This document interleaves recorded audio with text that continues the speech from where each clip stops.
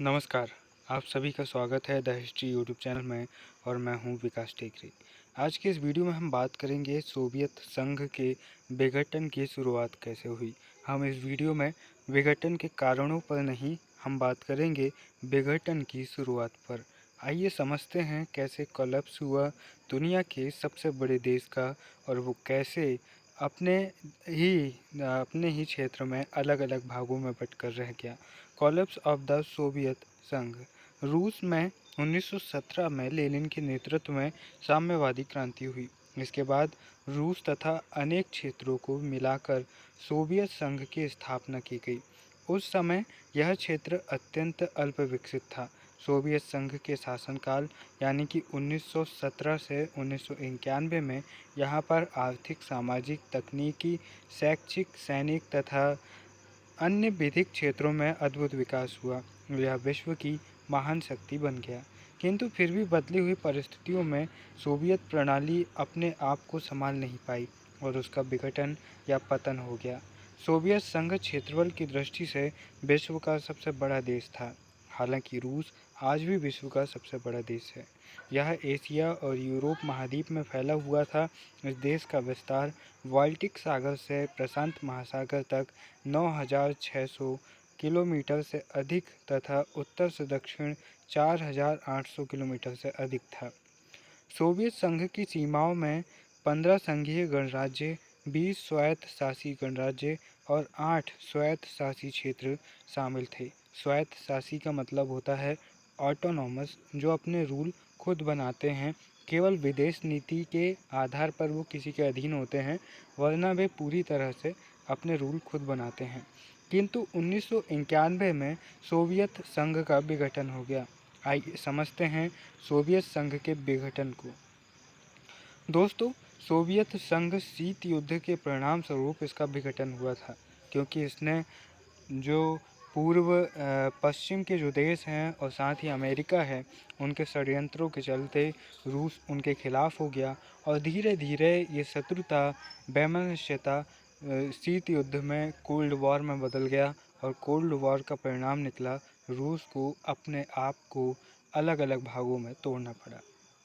Soviet संघ और Soviet राष्ट्रपति गोर्बाचेव के पतन का आरंभ तो 19 अगस्त 1991 के असफल षड्यंत्र से ही हो गया था, क्योंकि इसका ठोस प्रमाण दिसंबर 1991 में मिला, जब गोर्बाचेव और बोरिस एल्त्सिन ने एक समझौते द्वारा सोवियत संघ के सभी केंद्रीय संस्थानों को समाप्त करने का निर्णय लिया।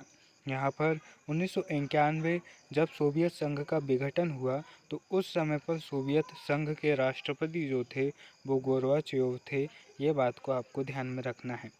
गोर्बाचेव ने पार्टी के महासचिव पद से त्यागपत्र दे दिया, इसकी केंद्रीय समिति को भंग कर दिया, पार्टी की जायदाद का राष्ट्रीयकरण कर दिया और 26 दिसंबर 1991 को राष्ट्रपति पद से भी छुटकारा पा लिया। 26 दिसंबर 1991 को सोवियत संघ का औपचारिक रूप से विघटन कर दिया गया तथा उसके गणराज्य स्वतंत्र हो गए। महाकाव्य सोवियत संघ के सरहदी इलाकों में जब जातीयता के तूफान ने अंगड़ाई ली, तो गोरे रूसियों के महान साम्राज्य की चूलें हिलने लगी। सोवियत संघ में अलगाववाद की खुली लहर की एक वजह तो गोर्बाचेव की उदारवादी नीतियां तो थी ही, इसका काफ़ी श्रेय पूर्वी यूरोप में हुई उथल-पुथल को भी है। सोवियत संघ की असंख्यक जातियां पूछती थी, यदि चेकोस्लोवाकिया, पूर्वी जर्मनी, पोलैंड और हंगरी के लोग रूसी जुए को उतार फेंक सकते हैं, तो हम क्यों नहीं? क्योंकि इससे पहले ही 1990 के समय पर पूर्वी जर्मनी में जहाँ पर रूस का कब्जा था, वहाँ पर से वो कब्जा हट चुका था और जर्मनी का एकीकरण फिर से बर्लिन की दीवार को गिराकर हो चुका था। इसके साथ ही चेकोस्लोवाकिया, जो कि रूस का ही एक हिस्सा था, वो स्वतंत्र हो चुका था और न केवल स्वतंत्र हुआ बल्कि उसने साम्यवादी विचारधारा को छोड़कर गुटनिरपेक्षता को अपना लिया और ये रूस के मुंह में एक बहुत बड़ा तमाचा था। अब यहाँ पर जो अलग अलग क्षेत्र थे, अलग अलग जातियाँ थी, उनके मन में ये प्रश्न उठना बहुत लाज़मी हो गया था कि जब चेकोस्लोवाकिया अलग हो सकता है, जब जर्मनी अलग हो सकता है, तो हम क्यों नहीं हो सकते। अब धीरे धीरे उन देशों के अंदर उन जनजातियों के मन में ये आवाज़ उठने लगी थी कि उन्हें भी अब एक अलग राष्ट्र की मांग करनी चाहिए। वारसा संधि को भंग करना। यहाँ पर 1955 में वारसा पैक्ट पर हस्ताक्षर हुए थे। यह सोवियत संघ और पूर्वी यूरोप के 7 साम्यवादी राष्ट्रों का सैनिक गठबंधन था। इस संधि की भूमिका में यूरोप में सामूहिक सुरक्षा की पद्धति को स्थापित करने पर बल दिया गया। शीत युद्ध के अंत के साथ वारसा पैक्ट की भी समाप्ति की गई और अग्रसर आगे किया गया। 1 जुलाई 1991 को वारसा पैक्ट समाप्त करने का समझौता किया गया। अब यहाँ पर वारसा पैक्ट समाप्त हो गया है। आपको ये पता होना चाहिए कि वारसा पैक्ट क्या था। तो ये साम्यवादी देशों का गुट था। जब जो पूंजीवादी देश है, खासतौर पर अमेरिका, इन्होंने नाटो, सीओटो और सिंटो टाइप के जो संगठन बनाए थे, सेंट्रल ट्रीटी ऑर्गेनाइजेशन टाइप के जो इन्होंने संगठन बनाए थे अमेरिका वाले पक्ष ने, पूंजीवादी देशों ने, तो यहाँ पर रूस ने भी अपने साम्यवादी मित्रों के साथ मिलकर जो बनाया था संगठन, वो था वारसा संगठन या फिर वारसा पैक्ट। तो इसे समाप्त कर दिया गया 1991 में और ये एक बहुत बड़ा घटना थी। यहाँ पर से छोटे छोटे जो क्षेत्र थे जो अपने अलग पहचान के लिए उत्सुक थे, उन्हें और बढ़ावा मिला कि वो अपने लिए संघर्ष करें और अपने आप को एक अलग देश घोषित करें। अब यहाँ पर देखिए यूगोस्लोवाकिया तथा अन्य साम्यवादी राज्यों का विघटन। यूगोस्लोवाकिया निर्गुट आंदोलन के संस्थापक राज्यों में से एक है। यूगोस्लोवाकिया के तत्कालीन राष्ट्रपति मार्शल टीटो ने भारत के प्रधानमंत्री पंडित जवाहरलाल नेहरू तथा मिस्र के राष्ट्रपति कर्नल नासिर के साथ मिलकर निर्गुट आंदोलन को जन्म दिया था। 1889 यानी कि 1989 टू 1992 में भी यूगोस्लोवाकिया के राष्ट्रपति इस आंदोलन के अध्यक्ष थे। इस आंदोलन के कारण यूगोस्लाविया की प्रतिष्ठा विश्व राजनीति के शिखर पर प्रतिष्ठित हो चुकी थी। शीत युद्ध के काल में पूर्वी यूरोप के राज्यों में यूगोस्लोवाकिया एकमात्र उदारवादी राष्ट्र रहा है। वह सोवियत संघ के गुट से पृथक रहकर स्वतंत्र रूप से अपनी समाजवादी नीतियों को क्रियान्वित करता रहा। वही यूगोस्लोवाकिया आंतरिक संघर्षों, झगड़ों, दंगों तथा जातीय विवादों के चंगुल में फंसकर विघटन के कगार पर पहुंच गया। अपने पड़ोसी देशों में आई लोकतांत्रिक क्रांतियों की आंधी में यूगोस्लोवाकिया पूर्णतः अलग थलग पड़ गया और राष्ट्रवादी उफान से उत्पन्न जातीय घृणा का शिकार होकर विघटन की प्रक्रिया से जूझने लगा। 1946 में संविधान द्वारा 6 गणराज्यों सर्बिया, क्रोएशिया, स्लोवेनिया, मैसेडोनिया, मॉन्टेनीग्रो व बोस्निया हर्ज़गोविना को संघीय गणराज्य घोषित किया गया था। वस्तुतः यूगोस्लाविया एक ऐसा राष्ट्र है जहाँ कई राष्ट्रीयता के लोग निवास करते हैं। कई धर्म मतावलंबी भी यहाँ हैं। प्रारंभ में लोगों में पारंपरिक सद्भाव थी, परंतु अब स्थिति में परिवर्तन आ चुका था। पारस्परिक सद्भावना का स्थान विद्वेष, घृणा व अविश्वास ने ले लिया था।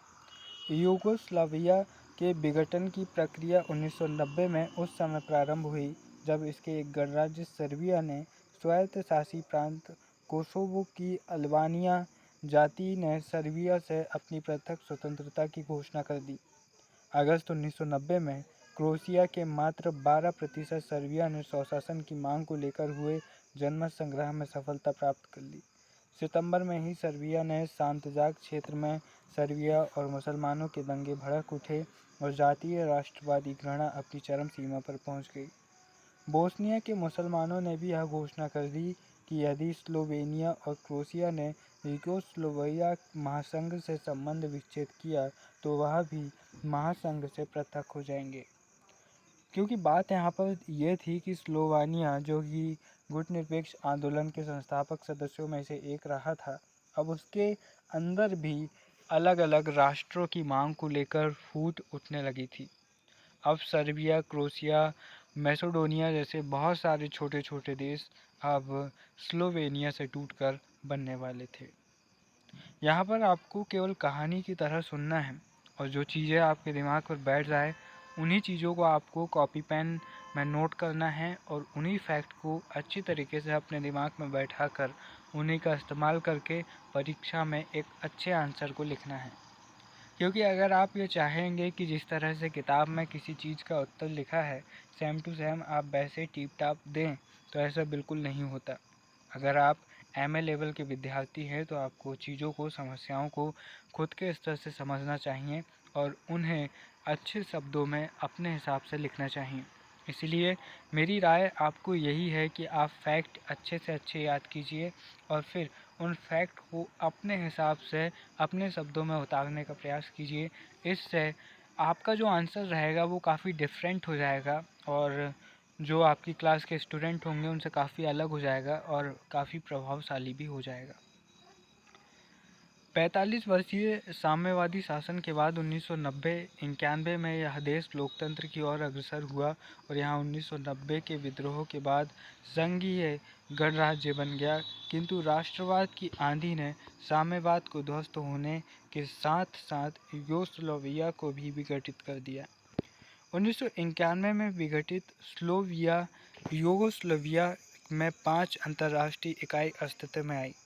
नए यूगोस्लाविया संघीय गणराज्य में सर्बिया और मोंटेनीग्रो हैं। 4 अन्य राज्यों ने अपने को पृथक स्वतंत्र घोषित कर दिया और स्लोवेनिया, क्रोएशिया, बोस्निया हर्ज़ेगोविना और मैसेडोनिया के रूप में संयुक्त राष्ट्र संघ की सदस्यता ग्रहण कर ली। संयुक्त राष्ट्र संघ की सदस्यता ग्रहण करने का मतलब है कि अब ये भी स्वतंत्र राष्ट्र बन चुके थे। एक बार कोशिश कीजिएगा गूगल में सर्च करने की, जो 1991 में यूएसएसआर का विघटन हुआ तो उसके और उसके देशों के बारे में जो मैप देखने की कोशिश कीजिएगा एग्ज़ाम में जाने से पहले। तो इससे ये होगा कि ये इनके नक्शे आपके दिमाग में बैठ जाएंगे तो आप और अच्छे से याद रख पाएंगे कि बोस्निया के किनारे में कौन सा देश है, स्लोवेनिया की क्या कहानी है, तो ये आपको और अच्छे से समझ में आ जाएगा। तो दोस्तों यहाँ पर ये कहानी थी कि कैसे सोवियत संघ के विघटन की शुरुआत हो रही है और यहाँ पर हम ये देख पा रहे हैं कि कैसे स्लोवेनिया विघटित हो चुका है और उसमें से सर्बिया, क्रोएशिया, मैसेडोनिया, मोंटेनेग्रो, हर्ज़ेगोविना जैसे देश निकल कर आ चुके हैं जिन्होंने संयुक्त राष्ट्र संघ की सदस्यता ले ली है, यानी कि अब वो एक संप्रभु राष्ट्र की योग्यता रखने लगे हैं। अब हम आने वाले वीडियो में समझेंगे कि वो क्या कारण थे जिन्होंने रूस के विघटन पर महत्वपूर्ण भूमिका निभाई, वो कौन से कारण थे जिन्होंने यूएसएसआर को सिर्फ रूस में तब्दील कर दिया। मुझे उम्मीद है कि ये वीडियो आपके काम का होगा और उम्मीद करूँगा कि आप इसे ज़्यादा से ज़्यादा शेयर करेंगे और चैनल को सब्सक्राइब करेंगे और वीडियो को लाइक करेंगे, क्योंकि मैं आपके लिए काफ़ी ज़्यादा चीज़ें सर्च करके ला रहा हूँ ताकि आपको ज़्यादा से ज़्यादा फ़ायदा हो सके। और अगर आप किसी और टॉपिक पर वीडियो चाहते हैं तो ज़रूर कमेंट करें ताकि मैं उस टॉपिक पर वीडियो बनाकर आपकी हेल्प कर सकूँ। फिर मिलेंगे अपने किसी और वीडियो में, तब तक के लिए नमस्कार, जय हिंद।